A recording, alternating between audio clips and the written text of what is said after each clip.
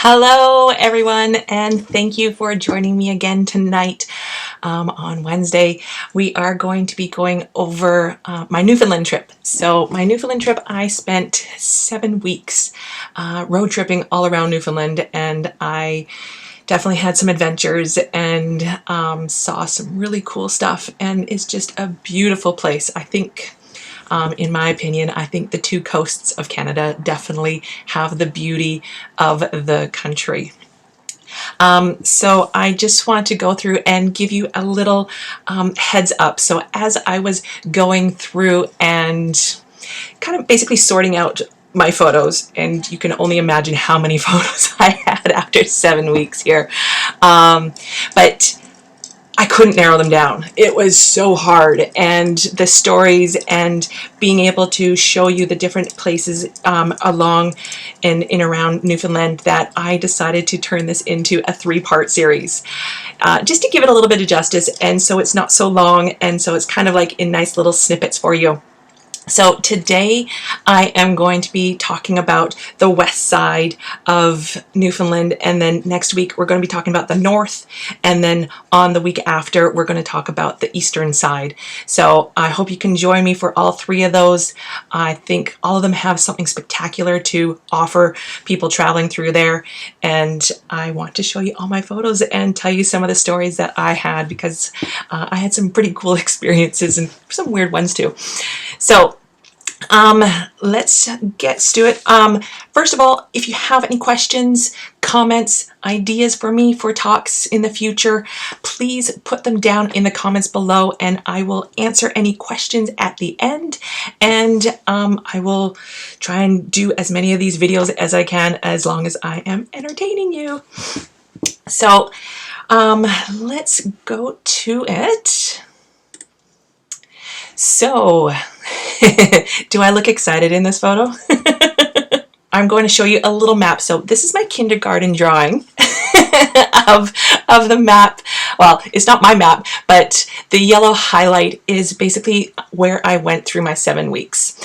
So I started off, I came from Nova Scotia. So you take the ferry from Cape Breton and you sail into Port aux Basques in Newfoundland. Now, it was an overnight ferry. I booked a cabin, paid a little extra because I knew I was going to be driving for a long time. You don't necessarily have to book a cabin. I don't think a lot of people book cabins on there, because I booked one and I was expecting to have 3 other roommates, and it was just me. So I had my room to myself, and I woke up fresh as a daisy in the morning, ready to take off. So today I'm going to go up the west coast here. I'm not going to go all the way to the top because that's going to be part of the north talk that I do next week. But I tried to hit as many places as I could, and there's still plenty more that I want to go back to and see, which I'm hoping to put together a tour and be able to invite some people and have some people come along with me and really experience some of the things that I think are going to be amazing. Hopefully some of the icebergs and the puffins and stuff like that that I didn't necessarily see on this trip, but I want to go back and see on another trip. So this is roads that you will see plenty of in Newfoundland. They are wide open spaces, and there is not a lot of traffic, which is completely different to where I live right now in Vancouver, because there's traffic all the time. And to tell you, road tripping from here to compared to over in Newfoundland is a joy, because there's no traffic, and it's just lovely to drive, except for all the potholes. So you got to really watch out, especially when you're going down side streets. Watch out for the potholes. Now, one of the things you'll first notice when you go over there is the trees, especially when you come from the west coast, where we have like very large trees. The trees over there are very stumpy and short. Like, they're evergreen trees, but they are so battered by the elements, the wind and the cold and everything else that comes along here just stumps the trees and makes them look really different to anything that you would see over here. So I thought that was something really cool to see. Now, the views that you do when you drive are just spectacular. So when I got off the ferry, I basically my route from the ferry was to go to Norris Point, which is in the Gros Morne National Park. Now, through there, you kind of hit Corner Brook. Corner Brook is basically the big city over on the west side, and it's just past Corner Brook into Gros Morne National Park. And I liked staying in there because I was using that as my base to travel from, just do day trips. And I basically just picked a point on the map and just drove. I would drive down side streets. This is the way that I just do road trips. I would just drive down streets that I, just gotta kind of figured, what's down here. And then I drove down, saw what was there. If there was something really cool, then I took some photos and just enjoyed. If not, just turned around and went back. And so these are the kind of some of the scenes that you get to see when you start kind of exploring off the main roads, because the main roads, yeah, you do see some cool stuff, but it's once you get off the main roads is when you start to see really neat and beautiful scenery. Now, my whole point to go to Norris Point was to go to my accommodations. Now, my accommodations, I stayed at a hostel, and hostels aren't necessarily for everyone, but this one was super unique. And I only heard about this one because I was staying in a hostel in Prince Edward Island, and one of the guys that I met there, he had told me, because he had just come from Newfoundland, about this unique hostel. And as soon as he told me about it, I knew I had to stay there. So when I got there, it's basically a really beautiful, tiny little town, Norris Point. So this is one of the views of Norris Point. It's very, very small, but it's such a cute community. Now, I went to my hostel, and it was a converted hospital. So as you can imagine, it could be a little spooky. Probably more spooky for me because I was in Newfoundland near the end of the season. So I was there September, October, end of September, October, and then into November. So not very many people were, not very many tourists, not very many backpackers, because it was starting to get a little bit cold. So I was pretty much the only one here. Now, this down here, this is the dorm room, and this is where I booked into, but because there was no one else staying there, I got my own private room. But it was super cool. They had all the just all the hallways. There's other businesses that were in this hospital as well. I think it was really cool how they converted it into something useful. I know there was a radio station and a few other people in here, but on the far and wide, no one else was in here. They also had one of the rooms that was converted into like a bit of a museum of all the old equipment from this cottage and community hospital, which was really cool. And you can go around and just kind of look and see what they used to use back in the day. And then you had the x-ray department, and then going up the stairs, that's where the private rooms and also the kitchen, and they had a TV room and whatnot. So I was staying in the director of nursing room, and I I turned the TV on quite a lot because I didn't want to hear any ghosts, and I definitely wore earplugs at night. So if I did hear any ghosts come along, I didn't hear them. So out of sight, out of mind, and I don't want to hear anything. So each day I picked a point and just drove. Tried to find as many coastal islands or coastal views. I am big into like little fishing villages, and you're going to find all the little fishing villages that you can along here. I also look for very Canadian stuff. So this one day I drove to this point. This one is Choix. It's a National Historic Site. This is the lighthouse. I also have a thing with lighthouses, so I try and find lighthouses. My other goal was to try and find wildlife. I know moose are really big, and caribou and stuff like that, so I was always on the lookout to try and photograph these. So as I was driving into the parking lot, I saw these two guys in their truck. They were actually out in one of the fields, and they were photographing a moose, and I had just as I was pulling up and I was going to grab my camera, the moose left. So I was like, dang it! And so I went down to the lighthouse, photographed for a little bit, And then I saw these guys, and they were stopped on the side of the road. And so I kind of yelled down to them, asking, what do they see? Because I didn't see anything. And so they said that they were tracking a herd of caribou. And I'm like, oh, I said, can I come with you? Because they were all also photographers. And they're like, yeah. So I jump out of my car and just follow them completely blindly.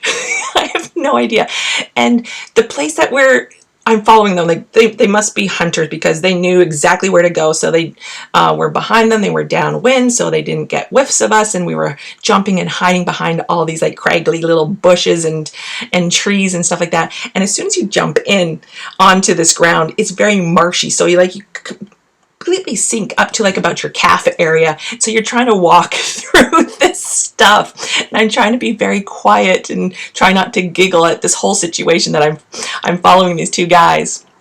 But it was hilarious, and the outcome that I got was amazing. So this was one of the photos that I got just for being open and talking to people and kind of following blindly sometimes and seeing what happens, because I would have never got this photo unless I was with these two guys, because I would have been too afraid to go up close. I would have been too afraid. I probably would have scared the caribou, because I would have not followed them as well as the other two guys. But it was one of the most memorable experiences, just because they were a barrel of laughs, as all Newfoundlanders are, and it was just a really cool experience, and I got some great photos out of it.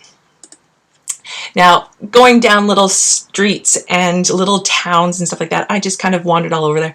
I love picking out like little churches and how religions and stuff like that. And I thought this was really cool. It's nothing that you would really ever see in around where I live. So I love finding things that are completely different to what I know. Same with this one, a church filled with power poles everywhere. So I thought it was a really cool contrast. Now, this here is the landlocked fjords that are very unique to Gros Morne National Park and Newfoundland. You don't find very many landlocked fjords. This was on a cloudy day, so I drove past these. You drive past them anytime I went out of Norris Point and Rocky Harbor. I would pass these fjords, and it was just really cool to see. Like, you had little outcrops to be able to photograph, and I just stopped on the side of the road. The road wasn't really busy at all, so it was nice just to stop when I could. Beautiful day. I had heard about a boat tour that you could take in the pond. So there's the largest pond in these fjords, which is called the Western Brook Pond, and they, especially at when I was there, which was later in the season, it's all based on the weather. So you had to wait for a good day. You had to keep calling and asking if they were going to go and when they're predicting to go. So I finally caught a good day and got a ticket on the boat. So basically you drive through there, and then you park at the end, and then you have this long trail that you walk all the way down into where the pond is and the boat is going to be. So you come to this boat, they have a little gift shop and a little restaurant that you can wait at until the boat is ready. So the boat tour is 2 hours, and it just goes basically into the fjords, and then it turns around and then comes back. Now, there wasn't a ton of people on the boat, which was quite nice, but there was still plenty enough people. It was cold. Even though it looked sunny and beautiful, it was freaking cold. I think I had like 5 layers on. One of the first things that I did when I came to Newfoundland was I had a few cold weather clothes just from the other provinces that I had been visiting, because it was starting to get a little bit chillier in fall. But I definitely needed a toque and gloves and another scarf with me, because you really felt the chill, because everywhere that you are, pretty much, you're near water, and it's just windy and chilly.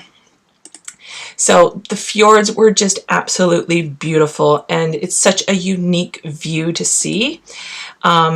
Here is one of the largest waterfalls in eastern North America.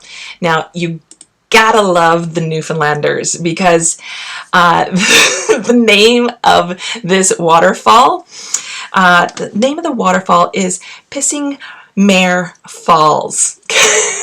I'm not making it up. So, yeah, it's just beautiful. Plus, you get a chuckle because there's so many names that the Newfoundlanders give either streets or monuments and towns that it's just, you gotta love them. Now, here, as I was driving back through Rocky Harbor, and I came across this, and these are just one of those things that you just kind of shake your head going, what the hell are these people thinking? It's basically a water slide in the middle of nowhere. Now, I was kind of hoping, since I was out of season anyways, that maybe there's a pool or something like that, but there's no way that there's any type of pool there. So I don't know how they use this water slide in the summer, or if it's even abandoned. I'm unsure, but I thought it was just a hilarious sight to see. And then I come across in one of my drives again, this guy, you know, his woodshed has every sign under the moon here, and you know, he probably got these all very legally. They just fell off the poles, I'm sure. And then more beautiful vistas. So the more you drive and the more you just kind of look out, you just see views, and you just see open spaces and uncrowdedness, which is so nice to see. I would absolutely love to live in some of these like secluded houses and have just no neighbors for a while and just have peace and quiet and just kind of watch the weather go by. Now, this is another really cool place in just outside. It's in Gros Morne National Park, but it's kind of just outside. It's called the Tablelands. Now, the Tablelands is another super unique feature to Newfoundland and Canada itself, because it is one of the few places that you can see the Earth's mantle. Now, it's one of the places where millions of years ago, the continental drift collided, and it basically pushed up all of the continent and the earth. And now here you can see the Earth's mantle. You can look for fossils. You can also find really unique rocks that look basically like serpents and stuff like that, because they're all like broken up. And it's just really, really cool. You could spend, you know, I spent all day here just kind of walking and then just looking at rocks. I just was looking at all the different rocks, and I found lots of different things. They also have one of the, they have a tourist center here as well that you can go to. You can also download a free app as well, and you can do a walking tour. So they do a walking tour, you plug it into your phone, and then you're able to just go along, and they will tell you all the history and everything that you are seeing along this trail, which is really cool. Now, the views are just beautiful. Now, I was here in October, like early October, and it was only just starting to turn the leaves and turn the trees different colors, but the trees and just the greenery and the beauty here are just unbelievable. Now, this is one of those places, so where I had shown you where the fjords were, this was one of the locations that I just stopped at, and I was taking pictures of basically the scenery. It had some good light, and then there was this caribou. I kind of saw this caribou. I sat here for probably an hour waiting to get a clear photo of the caribou, and this was the clearest one that I got, and this is as close as I could get because he was still quite far away. But it was just really cool just to be able to sit in your car on the side of the road and just watch nature go by along beautiful scenery. So I can't say enough about being able to just slow down and take in the beauty of wherever you are, because that is one of the nicest things that you can do, is just breathe it all in. And again, beautiful boats and just the fishing villages. They're everywhere. Fishing pots, crab pots, houses that are just have amazing views that I would absolutely kill for. And then obviously sunsets here are beautiful. This one was taken from the deck of the hostel, and the sky just blew up in all different reds and pinks and purples, and it was just amazing to see. So that is my little first tour of Newfoundland. It did go by quite quickly. But next week, I'm also going to be talking about the North, and the North has some beautiful features. I'm going to be talking about Vikings and islands and the amazing things like the art and that. So make sure you join me. Now, this is how you find me. You can find me on my websites. You can also find more photos of Newfoundland on Jen Williams Photography. And you can also follow me on Instagram, Facebook. If you follow me on Facebook, make sure you click updates so you know when I go live.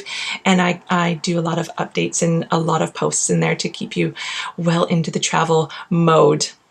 And if you do have any questions, please feel free to email me and let me know if you need any help or just want to chat about travel, because I'm all about travel. I can talk about it for hours and hours.